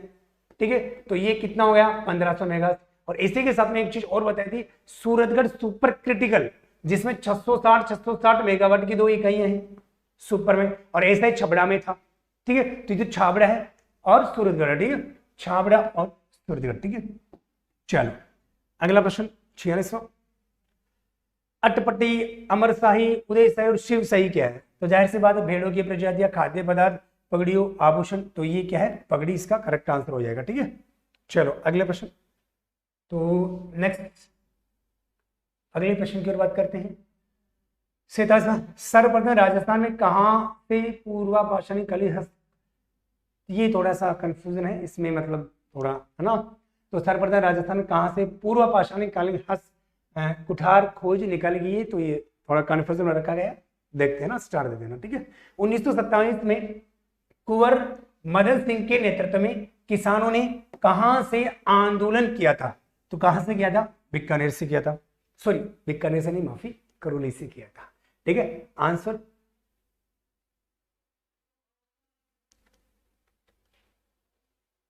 ठीक है, चलो इसमें करौली हो जाएगा। ठीक है, मैंने उधर से बीकानेर होगा। ठीक है, यस। चलो अगला प्रश्न, वह प्राकृतिक संगीत, ये सर ने बता देगा। राजस्थान फिल्म फेस्टिवल 2022 RFFF का कौन सा संस्करण है? इसका आंसर बताना।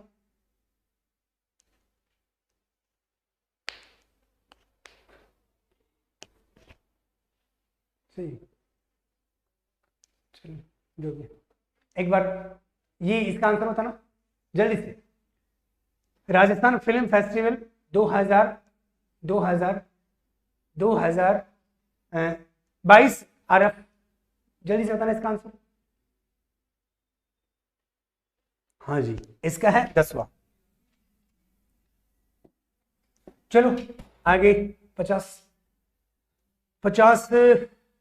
इसके बाद में 50 हो गया ना। इसके बाद में 51वां प्रश्न है। समुद्र की गहराई में तिरंगा लहराने वाले अनिल कुमार तट रक्षक बल का कमांडो राजस्थान के निम्न में से किस जिले से? इसका आंसर बताना।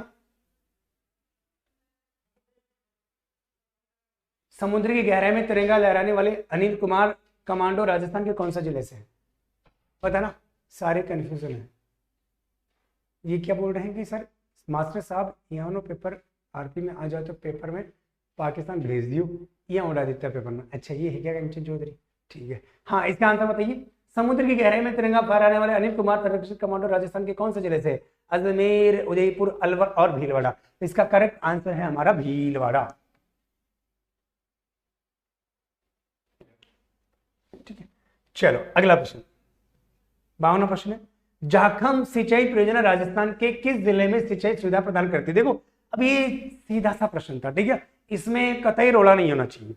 आप सबको पता है कि जाखम कहाँ है, बताओ कहाँ है? अभी तो बता के आया हूं, कहा है भाई आपको पता ना, जाखम सिंचाई परियोजना की बात कर रहा है। और जाखम हमारा कहां पर है? प्रतापगढ़ में। ठीक है, अब जब प्रतापगढ़ में है तो ठीक है भाई, प्रतापगढ़ ही है, भीलवाड़ा, बांसवाड़ा, बूंदी। अब जरा सोचिए बूंदी तो कहां है? ठीक है, ये हो नहीं सकता। अजमेर किशनगढ़ कहां? युगो युगो तो की संबंध नहीं है इनसे तो, और ये भी नहीं है, तो सीधा सा बात है, इसका करेक्ट आंसर होगा कौन सा? ए नंबर होगा। ठीक है, हाँ जी, चलो इसका मतलब यस 53 नहीं, बाद में, ठीक है, बाद में पियेंगे ना। देखो चाय है ना। औदक दुर्ग से आपका अभिप्राय क्या है? औदक दुर्ग से आपका अभिप्राय क्या है? सैन्य दुर्ग, जल दुर्ग, गिरि दुर्ग और धानवर दुर्ग। जल दुर्ग। ठीक है, करेक्ट आंसर। ये रमता आरजी 49 कौन सा क्वेश्चन है? क्वेश्चन नंबर दे बोलना, आपका भी कन्फ्यूजन दूर कर देते हैं। ठीक है, चलो जो भी है ना। बूंदी में कजली तीज का त्योहार किस महीने में मनाया जाता है? तो कजली तीज है, तो वो एक राजस्थान तीज त्योहारी नहीं, तीज त्योहार बावड़ी में भूल गया, एक राजस्थान के कॉटेज है ना, तीज त्योहारी बावड़ी ले डूबी गणगौर, कुछ ऐसा है ना, मतलब ले डूबी गणगौर, मतलब कजली तो श्रावण में, भादवा में, चैत्र में, कार्तिक में। आपको पता है कब आती है? करेक्ट आंसर बताना, करेक्ट आंसर बताना इसका जी। बूंदी में कजली, अरे कजली, हाँ जी, तो इसका करेक्ट आंसर क्या होगा? भाद्रपद। ठीक है, चलो आना सागर झील का निर्माण किसने करवाया है? देखो सबको पता है आना सागर जो है वो अरणु राज्य है। ओके, हाँ ठीक है जी। कांसे की मूर्ति में ज्यादातर होता है कॉपर तथा निकल, ये तो आपके सर ने बता दिया होगा। ठीक है, कांसे की मूर्ति वाला, ठीक, हाँ जी, ओके, कॉपर तथा टिन। ओके चलो ठीक है। 58वां क्वेश्चन है, 2011 की जनगणना के अनुसार राजस्थान के किस जिले में प्रति वर्ग किलोमीटर जनसंख्या घनत्व ज्यादा है? ठीक है, सबसे ज्यादा जनसंख्या घनत्व होता है जयपुर में और सबसे कम जनघनत्व होता है जैसलमेर में। ठीक है, तो सीधा सा आंसर जैसलमेर हो गया। ठीक है, चलो रानीखेत मुर्गी है, सर ने बता दिया होगा। चलो अगला प्रश्न, ये मैथ से रिलेटेड है। मानमोरी शिलालेख राजस्थान के किस क्षेत्र से संबंधित? मानमोरी चित्तौड़गढ़ है, पाली है, मंडोर है या माउंट आबू है? ठीक है, तो आपको पता है कांसा काटी की के मानमोरी शिलालेख, जाहिर सी बात है चित्तौड़गढ़ के अंतर्गत। ठीक है, चित्तौड़गढ़। ठीक है,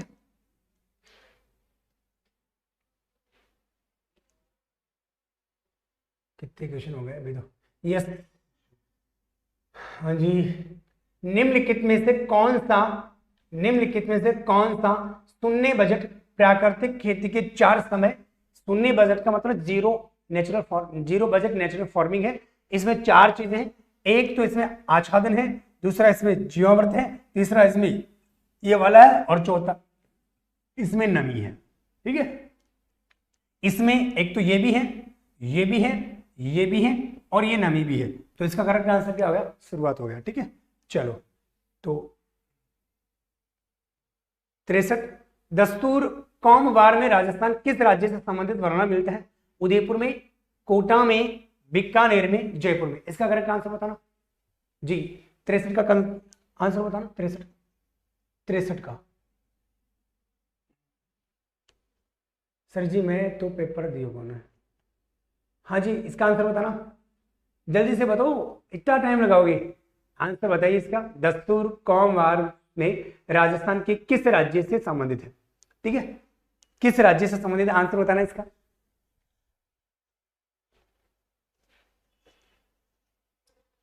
जी 4 नंबर है जयपुर।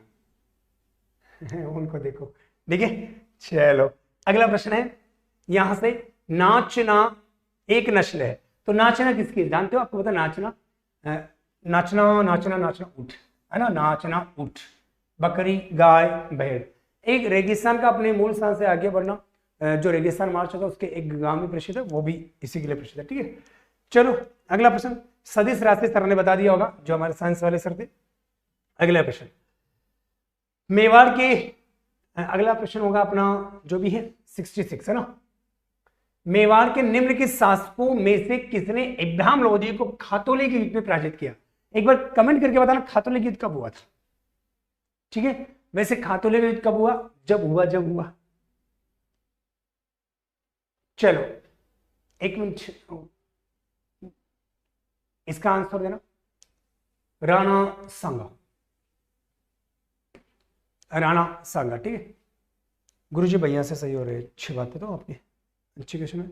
बागोर सभ्यता किस नदी के किनारे स्थित है? ठीक है, देखो बागोर की सभ्यता की बात कर रहे हैं, बागोर की सभ्यता की बात कर रहे हैं। और बागोर की सभ्यता, एक तो बागोर की हवेली है, एक बागोर की सभ्यता है। बागोर की सभ्यता हमारे भीलवाड़ा जिले में है, और भीलवाड़ा जिले में एक नदी आती है, उस नदी का नाम है ये वाली नदी। तो इसका करेक्ट आंसर कौन सा हो जाएगा? कोठारी नदी हो जाएगा, ठीक है। चलो अगला प्रश्न है 68 ठीक है। निम्नलिखित में से किस व्यक्ति को माउंट आबू का राजस्थान का एकीकरण का श्रेय दिया जाता है? तो किसको श्रेय दिया जाता है? करेक्ट आंसर बताना।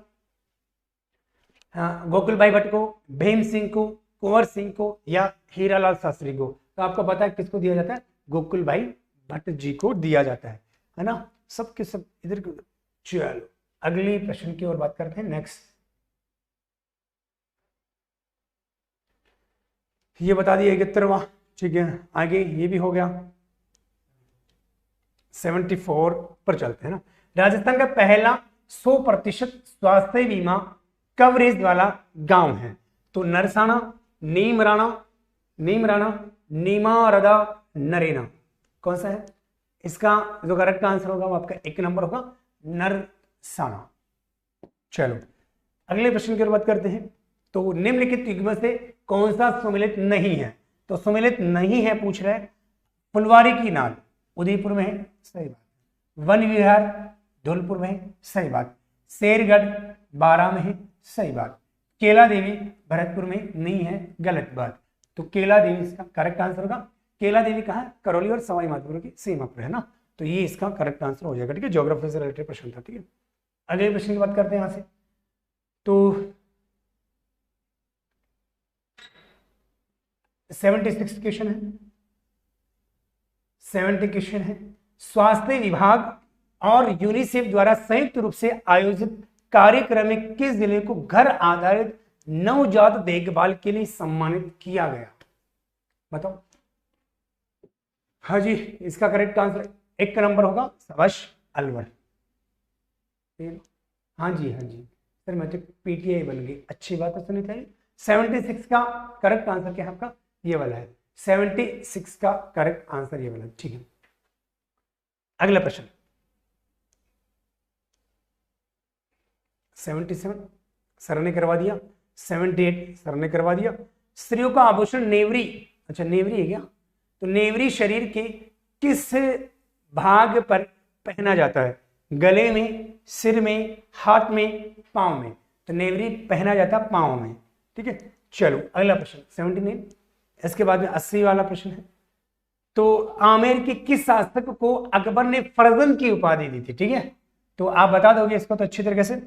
ये आपके लिए प्रश्न है, इसका जवाब मैं नहीं बताऊंगा, आप ही बताओगे, ठीक है। इसका जवाब मैं नहीं बताऊंगा। आमेर के किस शासक को अकबर ने फर्जन की उपाधि दी है, इसका जवाब मैं नहीं बताऊंगा कि इसका जवाब मान सिंह है, ठीक है।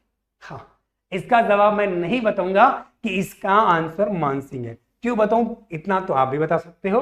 चलो ठीक है। उदयपुर में भारतीय लोक कला मंडल की स्थापना की थी। उदयपुर की बात कर रहे हैं तो करना भील जी है, जनार्दन राय नागर जी है, देवीलाल जी सामर है और कोमल कोठारी जी है। तो इसका करेक्ट आंसर ये तो नहीं है, ठीक है। तो इसका देवीलाल जी हमारे इसके करेक्ट आंसर है। ठीक है, चलो अगले प्रश्न की ओर बात करते हैं यहाँ से। तो कितना प्रश्न हो गया अपने 81 क्वेश्चन हो गए। अब अपन बात चलेंगे 83 पर। एक मिनट किधर गया 83 नीचे क्या 83 एक मिनट ये कौन सा है 82 अच्छा 83 इधर आएगा। कोपेन के अनुसार श्री गंगानगर जलवायु के अभी हमारी टारगेट टेस्ट सीरीज की 3 टारगेट टेस्ट सीरीज हुई है, 3 ही हुए हैं गुरुकुल तारानगर पर, और 3 दिन में से 2 दिन मैंने कोपेन भी दिया है। ठीक है, और कोपेन के अनुसार श्री गंगानगर जलवायु में प्रदेश आता है, आपको बताया भी गया था, और आपको तो ये भी बताया गया था कि ए बी सी याद रखना है और बीबी को 2 बार लिखना है। तो बीबी को 2 बार लिख दिया, बीबी के आगे SW लगा दो, है ना, यानी बीबी SW हाउस वाइफ रहना ज्यादा पसंद करता है ना, ताकि तुम्हारा ख्याल रखे। ठीक है, हाँ वो हाउस वाइफ तक सीमित नहीं है, लेकिन तुम तो यही चाहते हो ना। तो बीबी के आगे SW, बड़ा W, यहाँ छोटा W, यहाँ पर W, यहाँ पर S और G, ऐसे कुछ बताया था। तो सीधे सीधे से रामायण नहीं बताऊंगा, आंसर बता रहा हूं कि इसका जो करेक्ट आंसर है वो BWSW हो जाएगा। देखो, जब मैंने आपको कई बार पढ़ाते समय कहा था कि अगर हम BWSW लिख रहे हैं तो ये W बड़ा ही होना चाहिए। आप इसमें देख सकते हो कि W बड़ा ही है, अगर BW छोटा हो जाता तो ये गलत हो जाता। तो यहां पर ये चीज भी ध्यान रखना जरूरी है ना। तो इसका BW, अब जैसे एक स्टूडेंट लिख रहा है यहाँ पर अशोक जी BWSW, तो उन्होंने W छोटा लिखा है, गलत बात है, छोटा नहीं लिख सकते। ठीक है, चलो तो ये चीजें छोटी छोटी सी हैं, लेकिन बहुत मोटी मोटी बातें हैं। ऐसा मैं नहीं कहता हूं, ऐसा गांधी जी कहते हैं। ठीक है, अगला प्रश्न वो सर ने करवा दिया होगा। चलो, मृदा संरक्षण की प्रमुख विधि कौन सी नहीं है? इसने नहीं पूछा है, नहीं पूछा है, नहीं पूछा है, तो नहीं की बात करते हैं। पट्टीदार है, बिल्कुल है। पशुचारण पर है, फसल चक्रीकरण है। अगर हम यहां पर बात करते हैं तो यहां पर हम इसकी जगह अगर जैविक लिख देते हैं, जैविक, तो ये सही हो जाता। रासायनिक लिखा हुआ गलत बात है। करेक्ट आंसर इसका डी हो जाएगा। ठीक है, कोई बात नहीं भैया, इस बार हो जाएगा। हाँ बिल्कुल, जो भी है। देखो, राज्य में उद्यमिता की भावना जागृत करने हेतु सरकार ने 19-20 अगस्त को राजस्थान डिजी फेस्ट 2012 का आयोजन किस शहर में किया था? कोटा, जयपुर, जोधपुर और इसके साथ में हमारा उदयपुर है। तो इसका करेक्ट आंसर जो है वो आपका हमारा जयपुर है। ठीक है, यहाँ पर हमारा जयपुर इसका आंसर हो जाएगा। ठीक है, चलो अगले प्रश्न की बात करते हैं यहाँ से। तो कितने हो गए हमारे? 86। अब किस पर चलना है? 87। आज ये टाइप नहीं हुई, थोड़ी सी दिक्कत आ रही है। ठीक है, वैसे ये प्रश्न भी सरल ही है, शायद आप भी बता दोगे, कोई इस प्रश्न में कोई इतनी गिला शिकवा नहीं होगा कि निम्नलिखित में से कौन सी खरीफ की फसल नहीं है। तो आपको पता, सब जानते हो मक्का, सब जानते हो ज्वार को भी सब जानते हो, और आपको चावल भी सब जानते हो, और आप तो गेहूं भी सब जानते हो। तो इसका आंसर गेहूं हो जाएगा, क्योंकि गेहूं रबी की फसल है। ठीक है, इसमें कोई एक्सप्लेनेशन करने की जरूरत नहीं, सब जानते हैं कि गेहूं है ना। जब राजपूताना की रियासतों के कौन सा क्वेश्चन होगा? 88। जब राजपूताना की रियासतों के साथ 1858 की संधियां हुई थी, तब भारत का गवर्नर जनरल कौन था? ठीक है, लॉर्ड विलियम बेंटिंग।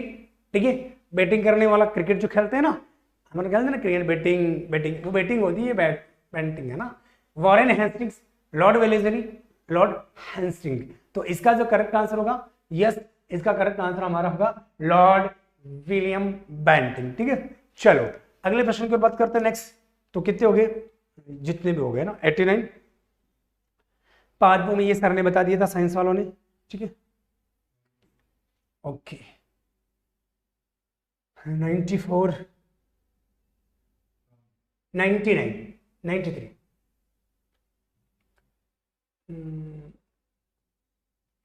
93। पहले 93 का आंसर देख लीजिए।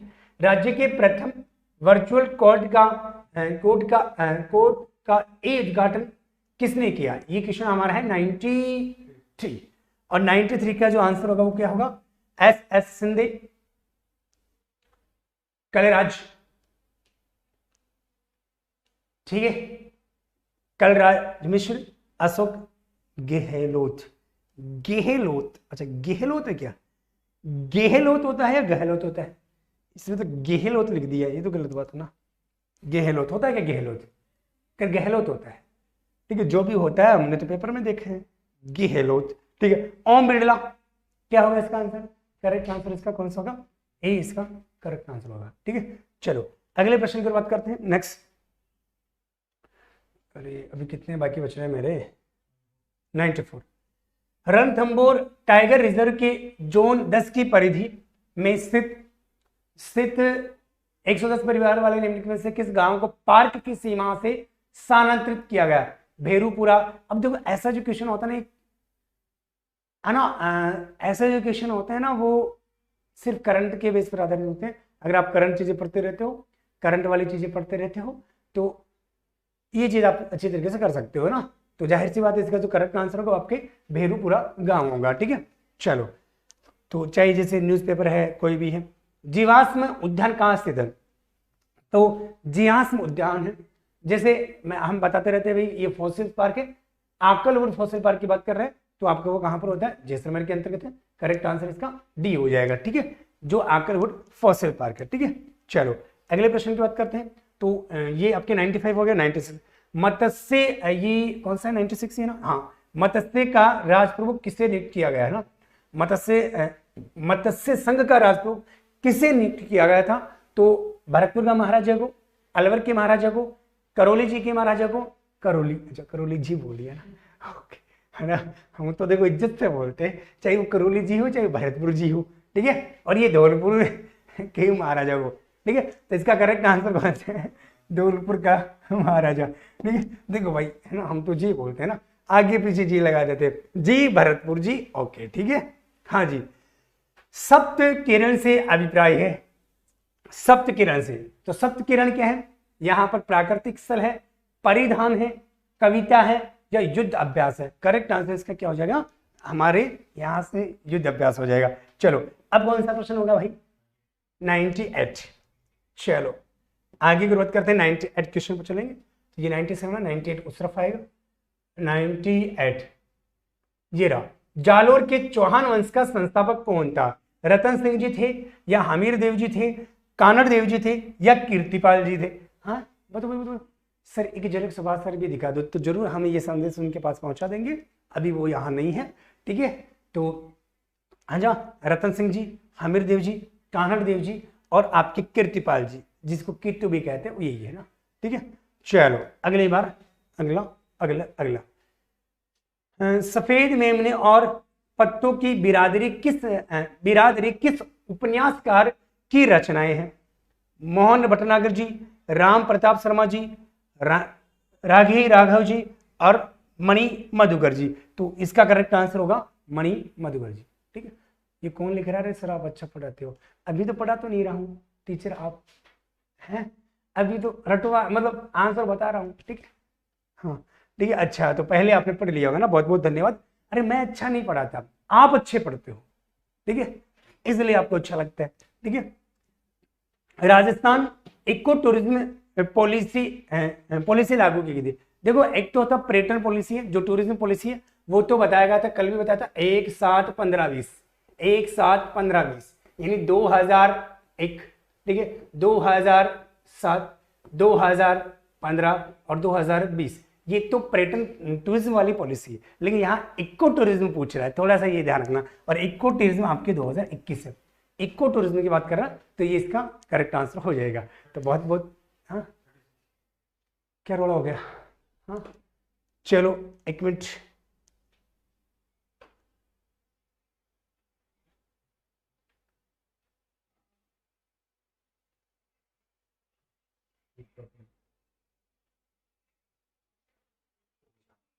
हाँ कहाँ है?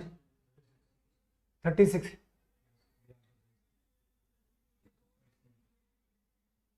अच्छा चित्तौड़, ये तो देखो इसका, हाँ देखो ये थोड़ी सी गलती हो गई मेरे से। ठीक है, हमारे से होगी तो माफ़ी चाहते हैं उसके लिए। ठीक है, वैसे आप बहुत बड़े दिल वाले हो तो माफ़ कर दोगे। ठीक है, मैं भी क्या याद रखूँगा कि जा तुझे माफ़ कर दिया गया तो माफ़ कर देना, बस कोई गाली वाली मत निकालना। ठीक है, क्योंकि मुझे बदवा नहीं चाहिए। ठीक है, तो इसका वैसे करेक्ट आंसर जो मैंने बता दिया था कुंभलगढ़ है, वैसे मैंने बता दिया, वैसे करेक्ट आंसर का चित्तौड़गढ़ है। ठीक है, इसके लिए हमें खेद है। ठीक है, और अब आप जल्दी से बता दीजिए कि किसके कितने सही हुए। ठीक है, तो बताना इसमें किसके कितने सही हुए हैं, बताओ बताओ बताओ, किसके कितने सही हुए हैं? हाँ जी हाँ जी, है ना। चलो ओके, तो वो हो सकता है कि कभी कभी हो जाता है, इतने सारे प्रश्न होते हैं ना, जानबूझकर कोई नहीं बताना चाहता, ठीक है। और अक्सर क्या होता है कि वही प्रश्न गलत होता है जो सबसे ज्यादा सरल होता है, ठीक है। तो ठीक है, उसके लिए हमें माफी चाहिए आपसे। ओके, जय हिंद।